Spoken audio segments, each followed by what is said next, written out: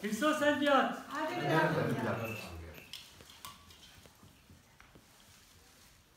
En ce dimanche de la résurrection,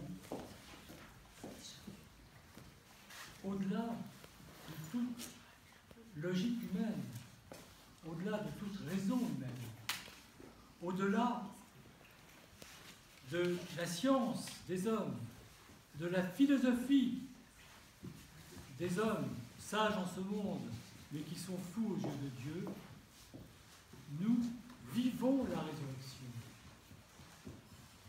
Qu'est-ce que la foi en la résurrection? La foi en la résurrection, ce n'est pas d'y croire.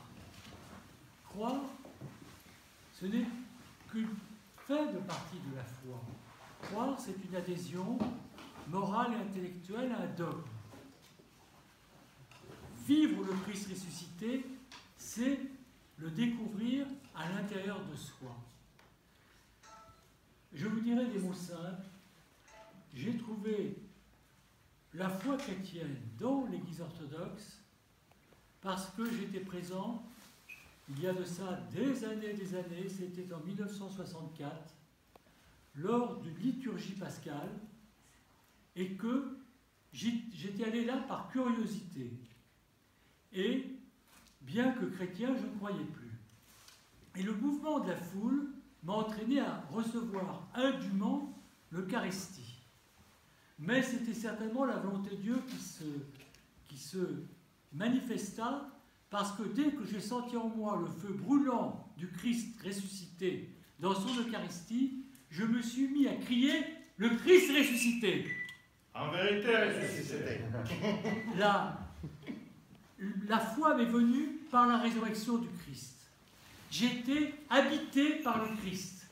Ce n'était pas une longue réflexion de recherche, de lecture de livres qui m'a conduit à confesser la résurrection du Christ. C'était ma participation à une liturgie aussi en dehors du temps de ce monde, dans le temps transfiguré, qui peut paraître longue à ceux qui ne sont pas dans ce temps transfiguré, mais qui, pour moi, n'est qu'un instant dans l'éternité, un partage du temps éternel, un partage du temps transfiguré, dans lequel le Christ, totalement Dieu depuis son ascension, est au ciel et célèbre éternellement sa résurrection.